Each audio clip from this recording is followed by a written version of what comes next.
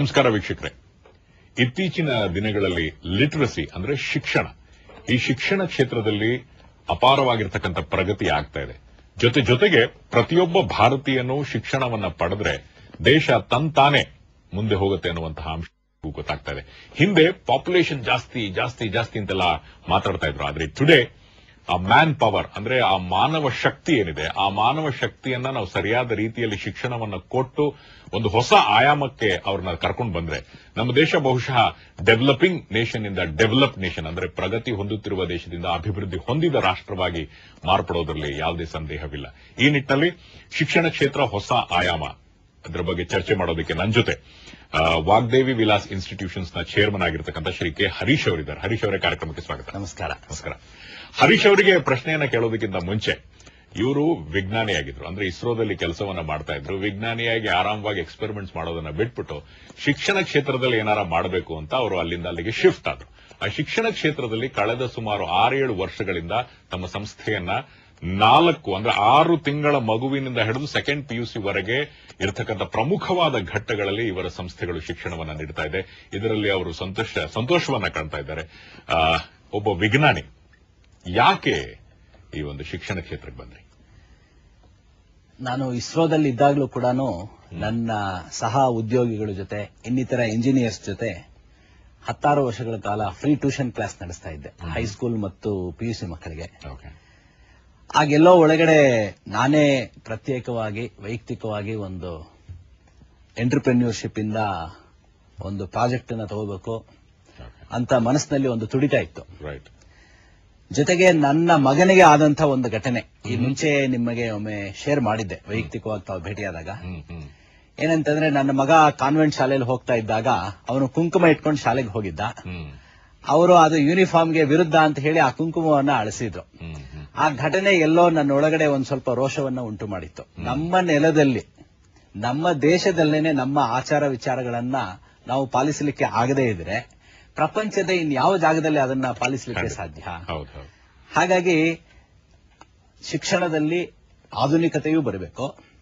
ಹೊಸ ಚಿಗುರು ಹಳೆ ಬೇರು ಕೂಡಿರಲು ಮರ ಸೊಗಸು ಅಂತ ಹೇಗೆ DVG ಅವರು ಹೇಳಿದ್ದಾರೆ, ಹಾಗೆ ಆಧುನಿಕತೆಯ ಏನೆಲ್ಲ ಇದೆ ಅದೆಲ್ಲದರ ಸೊಗಡು ಕೂಡ ನಮ್ಮ ಶಿಕ್ಷಣದಲ್ಲಿ ಇರಬೇಕು.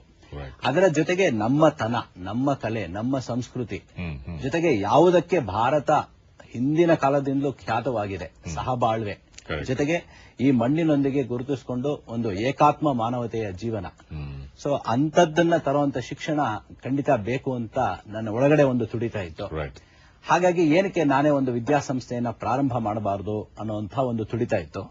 ಜೊತೆಗೆ ನನ್ನ ಇಸ್ರೋದಲ್ಲಿ ಕೆಲಸ ಮಾಡ್ತಾ ಇದ್ದಂತ ದಿನಗಳಲ್ಲೇನೆ ನಾನು ಒಂದು NGO ಸಂಸ್ಥೆಯ ಜೊತೆಗೆ ಸೇರಿ ಕಾಲೇಜು ವಿದ್ಯಾರ್ಥಿಗಳ ವ್ಯಕ್ತಿತ್ವ ವಿಕಾಸ ಆಂದೋಲನ ಅನ್ನುವಂಥ ಒಂದು ವಿನೂತನವಾದಂತ ಪ್ರಯೋಗಕ್ಕೆ ನಾನು ಕೋಆರ್ಡಿನೇಟರ್ ಆಗಿ ಕೆಲಸ ಮಾಡ್ತಾ ಇದ್ದೆ. ಅಂತಂದ್ರೆ ಸಾಮಾನ್ಯವಾಗಿ ನಾವೆಲ್ಲ ಅಂದ್ಕೊಂಡಿರುವಂತದ್ದು ವ್ಯಕ್ತಿತ್ವ ಅಂತಂದ್ರೆ ನಮ್ಮ ಹೈಟು ವೈಟು ಇಷ್ಟೇ ಅಂತಂದ್ಬಿಟ್ಟು ತಪ್ಪದು. ಈಗ ಇನ್ನೊಂದಷ್ಟು ನಮ್ಮಲ್ಲಿ ಪೂರ್ವದಿಂದ ಕಲ್ಪನೆ ಏನು ಅಂತಂದ್ರೆ, ಒಬ್ಬ ವ್ಯಕ್ತಿ ಅಂತಂದ್ರೆ ಅವನ ಫಿಸಿಕಲ್ ಪರ್ಸನಾಲಿಟಿ, ಅವನ ಮೆಂಟಲ್ ಪರ್ಸನಾಲಿಟಿ, ಆಮೇಲೆ ಅವನ ನೀವು ಹೇಳ್ದಂಗೆ ಬಾಡಿ, ಮೈಂಡ್ ಅಂಡ್ ಸೋಲ್ ಅಂತ. ಸೊ ಹಾಗಾಗಿ ಅದು ಸರ್ವಾಂಗೀಣವಾದಂತಹ ಪ್ರಗತಿ ಆಗಬೇಕು. ಸೊ ಆದಾಗಲೇ ಮಾತ್ರನೇ ಶಿಕ್ಷಣ ಅನ್ನೋದು ಪರಿಪೂರ್ಣ ಆಗುತ್ತೆ. ಸೊ ಹಾಗಾಗಿ ನಾನು ಅಂದ್ಕೊಂತಾ ಇದ್ದೆ ಏನಂತಂದ್ರೆ, ಆ ವ್ಯಕ್ತಿತ್ವ ವಿಕಾಸದಲ್ಲಿ ನಮ್ಮ ದೈಹಿಕ ವ್ಯಕ್ತಿತ್ವ, ಮಾನಸಿಕ ವ್ಯಕ್ತಿತ್ವ ಮತ್ತು ಬೌದ್ಧಿಕ ವ್ಯಕ್ತಿತ್ವ, ಏನಕ್ಕೆ ಬುದ್ಧಿ ಹೆಚ್ಚಾಗ್ತಾ ಆಗ್ತಾನೆ ವಿಸ್ಡಮ್ ಆಗುವಂಥದ್ದು. Knowledge should convert into wisdom. So ಹಾಗಾಗಿ ಆ ನಾಲೆಡ್ಜಬಲ್ ಪರ್ಸನ್ಸ್ ನ ವೈಸ್ ಪರ್ಸನ್ಸ್ ಆಗೋ ಕಡೆಗೆ, ಆ ವೈಸ್ ಪರ್ಸನ್ಸ್ ನ ಒಂದು ವಿಶ್ವ ಮಾನವರಾಗಿ ಪ್ರತಿಯೊಬ್ಬ ಮನುಷ್ಯನಲ್ಲೂ ಒಂದು ಟ್ಯಾಲೆಂಟ್ ಇರುತ್ತೆ. ಓನ್ಲಿ ಥಿಂಗ್ ಇಸ್ ಅವ್ರಿಗೆ ಆಪರ್ಚುನಿಟಿ ಸಿಗಲ್ಲ. ಹೌದು, ಈ ಪರಿಪೂರ್ಣ ವ್ಯಕ್ತಿತ್ವ ಅನ್ನುವಂಥದ್ದು ಒಂದು ಭಾಗ ಆದ್ರೆ, ಅದು ಪ್ರತಿಯೊಬ್ಬ ಕೂಡ ವ್ಯಕ್ತಿ ಅವನು ಯಾವುದೇ ಕ್ಷೇತ್ರದಲ್ಲಿ ಅವನು ಪರಿಪೂರ್ಣ ವ್ಯಕ್ತಿ ಖಂಡಿತ ಆಗಬಹುದು.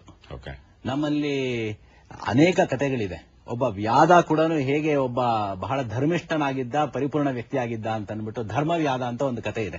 ಅವನು ಮಾಡ್ತಾ ಇದ್ದಂಥದ್ದು ಒಂದು ವ್ಯಾಧನ ಜೀವನ ಆದ್ರೂ ಅದರಲ್ಲೇ ಒಂದು ಪರಿಪೂರ್ಣತೆಯನ್ನ ಅವನು ಹೇಗೆ ಹೊಂದಿದ್ದ, ಸಮಾಜದ ಜೊತೆಗೆ ಹೇಗೆ ಅವನು ಇಂಟೆಗ್ರೇಟ್ ಆಗಿದ್ದ ಅಂತ. ವ್ಯಕ್ತಿ ತಾನು ಬೆಳೆಯೋದ್ರ ಜೊತೆಗೆ ಸಮಾಜದ ಜೊತೆಗೆ ಹೇಗೆ ಬಹಳ ಪರ್ಪಸ್ಫುಲ್ ಆಗಿ ಮತ್ತೆ ಯುಟಿಲಿಟಿ ಓರಿಯೆಂಟೆಡ್ ಆಗಿ ಇಂಟೆಗ್ರೇಟ್ ಆಗ್ತದೆ. ಇದ್ರ ಜೊತೆಗೆ ಆಧುನಿಕತೆನೂ ಇರಬೇಕು ಅಂತ ಹೇಳಿದ್ರಿ ತಾವು. ಅಂದ್ರೆ ಯಾವ್ದು ಇರಬೇಕು ನಿಮ್ ಪ್ರಕಾರ?